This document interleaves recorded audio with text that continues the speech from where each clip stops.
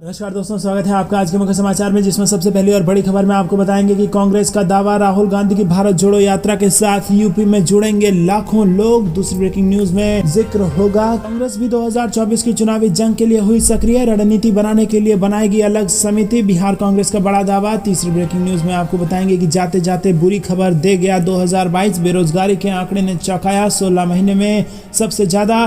चौथी breaking news में जिक्र होगा कि अखिलेश का गन्ना भुगतान को लेकर योगी सरकार पर हमला, कहा किसानों को दे रहा है धोखा, किए झूठे वादे। और पांचवी ब्रेकिंग न्यूज में जिक्र होगा कि राहुल गांधी की भारत जोड़ो यात्रा पहुंचेगी गाजियाबाद, कई रूटों पर निकलने से पहले देख लें चार्ट। दोस्तों, हर एक खबर की गहराई में आपको ले जाएंगे, लेकिन उससे पहले अभी वीडियो को लाइक और लाल बटन को दबाकर चैनल को सब्सक्राइब करके बेल आइकन दबाकर कमेंट में लिखिए जय हिंद। रुक करते हैं सबसे पहली और बड़ी खबर की तरफ। कांग्रेस पार्टी का दावा, राहुल गांधी की भारत जोड़ो यात्रा के साथ यूपी में जुड़ेंगे लाखों लोग। जी हां दोस्तों, कांग्रेस के प्रांतीय अध्यक्ष और पूर्व मंत्री नकुल दुबे ने कहा कि राहुल गांधी की भारत जोड़ो यात्रा 3 जनवरी को उत्तर प्रदेश में प्रवेश कर रही है और इस यात्रा में उत्तर प्रदेश की सहभागिता भी बढ़ चढ़ कर दिखेगी और इसके लिए व्यापक तैयारियां की जा रही हैं। प्रदेश कांग्रेस मुख्यालय पर हुई प्रेस कॉन्फ्रेंस में उन्होंने कहा कि पिछले 8-9 साल से देश व प्रदेश को जो हालात बने हुए हैं उसमें भाई को भाई का दुश्मन बनाया जा रहा है। चंद उद्योगपतियों के पास देश का पैसा इकट्ठा होता जा रहा है और बाकी देशवासी गरीबी, महंगाई और बेरोजगारी की मार झेल रहे हैं। उन्होंने कहा कि भारत जोड़ो यात्रा के साथ यूपी में लाखों लोग जुड़ेंगे और इस मौके पर उत्तर प्रदेश कांग्रेस कमेटी के प्रशासन प्रभारी दिनेश सिंह, मीडिया संयोजक अशोक सिंह, प्रदेश प्रवक्ता संजय सिंह आदि मौजूद रहे। दोस्तों, रुक करते हैं अगली बड़ी खबर की तरफ। कांग्रेस भी 2024 की चुनावी जंग के लिए हुई तैयार, रणनीति बनाने के लिए बनाएगी अलग समिति। जी हां दोस्तों, आपको बता दें कि लोकसभा चुनाव और उसके बाद होने वाले विधानसभा चुनाव में भले ही अभी कुछ समय बाकी हो, लेकिन प्रदेश कांग्रेस अभी से चुनाव की रूपरेखा तैयार करने में जुट गई है। 2024 में होने वाले लोकसभा चुनाव और इसके बाद 2025 के बिहार विधानसभा चुनाव में पार्टी की जीत की रणनीति बनाने के लिए कांग्रेस आला कमान के निर्देश के बाद प्रदेश में रणनीति समिति के गठन की तैयारी है और कांग्रेस सूत्रों से मिली जानकारी के मुताबिक बिहार कांग्रेस की कमान मदन मोहन झा से लेकर डॉक्टर अखिलेश प्रसाद सिंह को सौंपने के साथ ही कांग्रेस ने स्पष्ट कर दिया था कि कांग्रेस बिहार में दूसरी पंक्ति की राजनीति से निकलकर मुख्य धारा की राजनीति करेगी और बीते कुछ वर्षों में जिस प्रकार से सहयोगी दलों की ओर से चुनाव में सीट देने में अनदेखी की गई, पार्टी अब आने वाले दिनों में सीटों के मसले पर समझौता नहीं करेगी। अपनी इस सोच को अमली जामा पहनाने के लिए पार्टी ने चुनाव के मद्देनजर चुनावी रणनीति निर्धारित करने और सहयोगी दलों से सीट का तालमेल करने के लिए अलग से समिति के गठन का निर्णय किया है और इस समिति में प्रदेश अध्यक्ष की महत्वपूर्ण भूमिका तो होगी ही, उनके अलावा पार्टी में कई पुराने और दिग्गज नेताओं की भी इसमें शामिल किया जाएगा ताकि जहां चुनाव के एजेंडे तय हो सकें वहीं सहयोगी दलों से अपने हक के संबंध में जोरदार तरीके से बात हो सके। रुक करते हैं अगली ब्रेकिंग न्यूज की तरफ। जाते जाते बड़ी बैड न्यूज दे गया 2022, बेरोजगारी के आंकड़े ने चौंकाया, 16 महीने में सबसे ज्यादा। जी हां दोस्तों, आपको बता दें कि नई और पॉजिटिव उम्मीदों के साथ साल भारत 2023 में प्रवेश कर चुका है, लेकिन साल 2022 जाते जाते भी एक बुरी खबर दे गया। Centre for monitoring Indian economy यानी कि CMIE द्वारा रविवार को जारी किए गए आंकड़ों के अनुसार दिसंबर 2022 में भारत की बेरोजगारी दर बढ़कर 8.5% हो गई है और ये पिछले 16 महीने में सबसे ज्यादा है। नवंबर 2022 में भारत की बेरोजगारी दर 8% थी। शहरी बेरोजगारी दर 10.09% बढ़ी और ये नवंबर 2022 में 8.96% थी, जबकि ग्रामीण बेरोजगारी दर 7.55% से गिरकर 7.44% हो गई। CMIE के MD महेश व्यास ने बताया कि बेरोजगारी दर में वृद्धि उतनी बुरी नहीं थी जितनी ये लग रही थी, क्योंकि ये श्रम भागीदारी दर में इजाफे के साथ आई है। दिसंबर में श्रम भागीदारी दर 40.48% तक बढ़ाई गई थी और ये 12 महीने में सबसे अधिक है। उन्होंने न्यूज एजेंसी रॉयटर्स को बताया कि दिसंबर 2022 में बेरोजगारी दर 37% से ज्यादा बढ़ी है और ये 22 से अधिक सबसे ज्यादा है। दोस्तों, रुक करते हैं अगली ब्रेकिंग न्यूज की तरफ। अखिलेश का गन्ना भुगतान को लेकर योगी सरकार पर हमला, कहा किसानों को दे रही धोखा, किए झूठे वादे। जी हां दोस्तों, समाजवादी पार्टी के अध्यक्ष अखिलेश यादव ने किसानों के मुद्दे पर भाजपा पर निशाना साधा और उन्होंने कहा कि प्रदेश सरकार के गन्ने का भुगतान अभी तक नहीं किया गया है और ब्याज की अदायगी का तो जिक्र ही नहीं होता और सपा किसानों की समस्याएं लगातार उठाती रही है और आगे भी सदन से सड़क तक हर जगह अन्नदाताओं के मुद्दे को उठाया जाएगा। उन्होंने कहा कि सरकार किसानों को धोखा दे रही है, किसानों से झूठे वादे करती है। सपा अध्यक्ष ने कहा कि 3 महीने से अधिक समय से गन्ना पेराई चल रही है, लेकिन लेकिन सरकार एवं मिल मालिकों द्वारा गन्ना किसानों का शोषण जारी है। सरकार ने 15 दिनों में गन्ना किसानों के बकाया भुगतान का वादा किया था और गन्ना शुगर कंट्रोल एक्ट के मुताबिक 14 दिन में भुगतान न होने पर उस पर ब्याज भी देना होता है।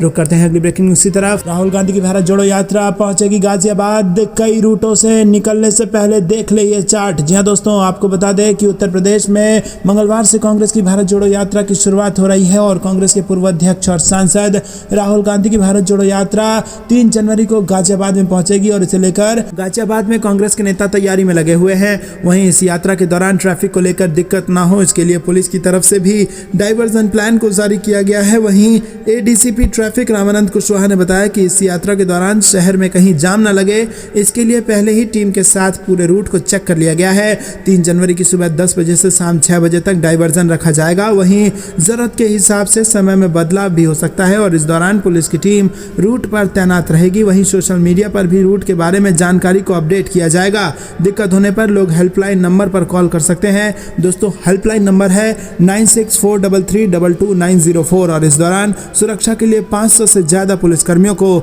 तैनात किया जाएगा। दोस्तों, रुक करते हैं अगली ब्रेकिंग न्यूज की तरफ। नीतीश कुमार के बाद संजय राउत को भी दिखी राहुल गांधी में उम्मीद, 2024 में परिवर्तन की भविष्यवाणी। जी हां दोस्तों, शिवसेना नेता संजय राउत भी राहुल गांधी का तारीफ करने वाले नेताओं में शुमार हो गए हैं। उन्होंने भारत जोड़ो यात्रा की जमकर तारीफ की है और साथ ही यात्रा की सफलता की कामना की है। हाल ही में बिहार के मुख्यमंत्री नीतीश कुमार ने भी राहुल की तारीफ की थी और उन्हें 2024 में प्रधानमंत्री उम्मीदवार बताया था। शिवसेना के मुखपत्र सामना के संपादकीय में राउत ने लिखा कि राहुल गांधी भारत जोड़ो यात्रा के लिए चल रहे हैं और उनके कदमों को सफलता मिले, नए साल में देश भय मुक्त हो। उन्होंने सरकार पर महाराष्ट्र और देश को धोखा देने के आरोप लगाए और राहुल की यात्रा के खिलाफ साजिश करने की बात भी उठा दी। उन्होंने लिखा कि वर्ष 2022 ने महाराष्ट्र और देश को धोखे के अलावा और कुछ भी नहीं दिया। ये धोखाधड़ी सत्ताधारियों की ओर से हुई, लेकिन उसी समय हाथ में सत्य और निर्भयता की मिसाल लिए श्री राहुल गांधी भारत जोड़ो यात्रा से लेकर कन्याकुमारी से निकले। दोस्तों, रुक करते हैं अगली ब्रेकिंग न्यूज की तरफ, जिसमें आपको बता दें कि नए साल के पहले ही दिन लगा महंगाई का झटका। कमर्शियल गैस सिलेंडर 25 रुपया हो गया महंगा। जी दोस्तों, नए साल के पहले ही दिन महंगाई ने एक और झटका दिया है। कमर्शियल सिलेंडर 25 रुपये महंगा हो गया है और लंबे अंतराल के बाद तेल कंपनियों ने कमर्शियल सिलेंडर के दामों में इजाफा किया है। आम उपभोक्ताओं के लिए राहत की बात यह है कि घरेलू रसोई गैस सिलेंडर के दाम में इस महीने भी कोई बदलाव नहीं हुआ है। रेट रिवीजन के बाद इस महीने कमर्शियल सिलेंडर 25 रुपये बढ़कर 1872 रुपये का हो गया है। लेकिन दोस्तों, जब कमर्शियल सिलेंडर महंगा होगा तो उसका असर बाकी चीज़ों पर भी पड़ेगा। रुक करते हैं अगली ब्रेकिंग न्यूज़ की तरफ। फिर एक होगी शिवसेना, एकनाथ शिंदे गुट की उद्धव ठाकरे को सलाह, 1-2 दिन में बगावत पर होगी बात। जी दोस्तों, महाराष्ट्र की राजनीति में फिर से उथल पुथल के आसार हैं और अब मुख्यमंत्री एकनाथ शिंदे के गुट और मंत्री दीपक केसरकर ने पूर्व सीएम उद्धव ठाकरे को आत्ममंथन की सलाह दी है और साथ ही उन्होंने संभावना जताई है कि ये दोनों गुटों के दोबारा साथ आने में मददगार हो सकता है। बीते साल जून जुलाई में शिवसेना के करीब 40 विधायकों ने बगावत कर दी थी। दोस्तों, रुक करते हैं अगली ब्रेकिंग न्यूज़ की तरफ। वरुण गांधी क्या कांग्रेस में होंगे शामिल? लंबे समय से बगावती मूड में है वरुण गांधी, भारत जोड़ो यात्रा में चलेंगे क्या भाई राहुल गांधी के साथ? ये बड़ी खबर है क्योंकि भारत जोड़ो यात्रा दोस्तों उत्तर प्रदेश में प्रवेश कर ही चुका है और ऐसे में अगर वरुण गांधी राहुल गांधी के साथ उस यात्रा में दिखाई दिए तो ये भाजपा के लिए बहुत बड़ा झटका माना जाएगा और इससे कांग्रेस पार्टी जीत की तरफ जो लगातार आगे बढ़ रही है वो और आगे बढ़ जाएगी। आपको क्या कुछ लगता है कमेंट में जरूर बताइए। रुक करते हैं अगली ब्रेकिंग न्यूज़ की तरफ। कांग्रेस प्रदेश कमेटी ने कार्यकारिणी गठन के लिए हाईकमान को भेजी सूची, छोटी टीम के संकेत। जी दोस्तों, उत्तराखंड से ये बड़ी खबर आ रही है जहां पर यहाँ पर छोटी टीम होने के संकेत दिए गए हैं। प्रस्तावित कार्यकारिणी में प्रदेश उपाध्यक्षों की संख्या 25 से 30, महामंत्रियों की संख्या 40 से 45 और सचिवों की संख्या 50 हो सकती है और प्रदेश कांग्रेस कमेटी का आकार 150 से 200 के बीच सिमट सकता है, जबकि पिछले प्रदेश कमेटी में ये संख्या 600 थी। तो दोस्तों, 600 की टीम को काटकर उत्तराखंड में कांग्रेस 200 की बनाएगी। दोस्तों, रुक करते हैं अगली ब्रेकिंग न्यूज़ की तरफ। राहुल गांधी की भारत जोड़ो यात्रा पहुंचेगी गाजियाबाद, कई रूटों से निकलने से पहले देख ले ये चार्ट। जी हां दोस्तों, आपको बता दें कि उत्तर प्रदेश में मंगलवार से कांग्रेस की भारत जोड़ो यात्रा की शुरुआत हो रही है और कांग्रेस के पूर्व अध्यक्ष और सांसद राहुल गांधी की भारत जोड़ो यात्रा 3 जनवरी को गाजियाबाद में पहुंचेगी और इसे लेकर गाजियाबाद में कांग्रेस के नेता तैयारी में लगे हुए हैं। वहीं इस यात्रा के दौरान ट्रैफिक को लेकर दिक्कत ना हो, इसके लिए पुलिस की तरफ से भी डाइवर्जन प्लान को जारी किया गया है। वहीं एडीसीपी ट्रैफिक रामानंद कुशवाहा ने बताया कि इस यात्रा के दौरान शहर में कहीं जाम न लगे, इसके लिए पहले ही टीम के साथ पूरे रूट को चेक कर लिया गया है। 3 जनवरी की सुबह 10 बजे से शाम 6 बजे तक डाइवर्जन रखा जाएगा। वहीं जरूरत के हिसाब से समय में बदलाव भी हो सकता है और इस दौरान पुलिस की टीम रूट पर तैनात रहेगी। वहीं सोशल मीडिया पर भी रूट के बारे में जानकारी को अपडेट किया जाएगा। दिक्कत होने पर लोग हेल्पलाइन नंबर पर कॉल कर सकते हैं। दोस्तों, हेल्पलाइन नंबर है 9643322904 और इस दौरान सुरक्षा के लिए 500 से ज्यादा पुलिसकर्मियों को तैनात किया जाएगा। दोस्तों, रुक करते हैं अगली ब्रेकिंग न्यूज की तरफ। अखिलेश का गन्ना भुगतान को लेकर योगी सरकार पर हमला, कहा किसानों को दे रही धोखा, किए झूठे वादे। जी हां दोस्तों, समाजवादी पार्टी के अध्यक्ष अखिलेश यादव ने किसानों के मुद्दे पर भाजपा पर निशाना साधा और उन्होंने कहा कि प्रदेश सरकार के गन्ने का भुगतान अभी तक नहीं किया गया है और ब्याज की अदायगी का तो जिक्र ही नहीं होता और सपा किसानों की समस्याएं लगातार उठाती रही है और आगे भी सदन से सड़क तक हर जगह अन्नदाताओं के मुद्दे को उठाया जाएगा। उन्होंने कहा कि सरकार किसानों को धोखा दे रही है, किसानों से झूठे वादे करती है। सपा अध्यक्ष ने कहा कि 3 महीने से अधिक समय से गन्ना पेराई चल रही है, लेकिन सरकार एवं मिल मालिकों द्वारा गन्ना किसानों का शोषण जारी है।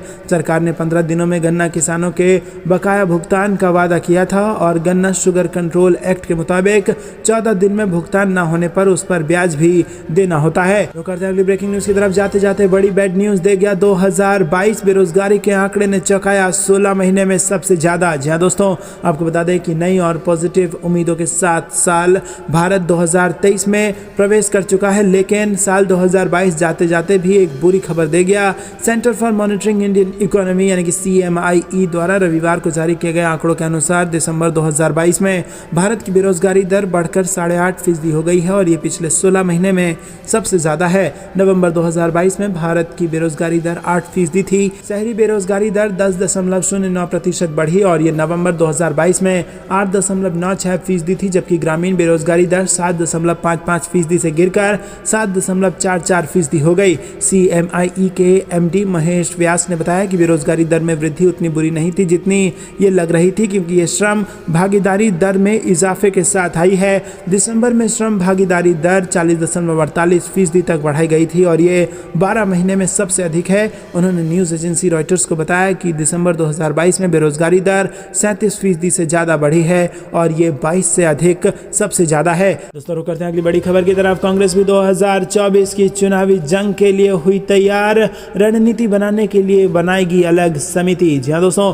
आपको बता दें कि लोकसभा चुनाव और उसके बाद होने वाले विधानसभा चुनाव में भले ही अभी कुछ समय बाकी हो, लेकिन प्रदेश कांग्रेस अभी से चुनाव की रूपरेखा तैयार करने में जुट गई है। 2024 में होने वाले लोकसभा चुनाव और इसके बाद 2025 के बिहार विधानसभा चुनाव में पार्टी की जीत की रणनीति बनाने के लिए कांग्रेस आलाकमान के निर्देश के बाद प्रदेश में रणनीति समिति के गठन की तैयारी है और कांग्रेस सूत्रों से मिली जानकारी के मुताबिक बिहार कांग्रेस की कमान मदन मोहन झा से लेकर डॉक्टर अखिलेश प्रसाद सिंह को सौंपने के साथ ही कांग्रेस ने स्पष्ट कर दिया था कि कांग्रेस बिहार में दूसरी पंक्ति की राजनीति से निकलकर मुख्य धारा की राजनीति करेगी और बीते कुछ वर्षों में जिस प्रकार से सहयोगी दलों की ओर से चुनाव में सीट देने में अनदेखी की गई, पार्टी अब आने वाले दिनों में सीटों के मसले पर समझौता नहीं करेगी। अपनी इस सोच को अमली जामा पहनाने के लिए पार्टी ने चुनाव के मद्देनजर चुनावी रणनीति निर्धारित करने और सहयोगी दलों से सीट का तालमेल करने के लिए अलग से समिति के गठन का निर्णय किया है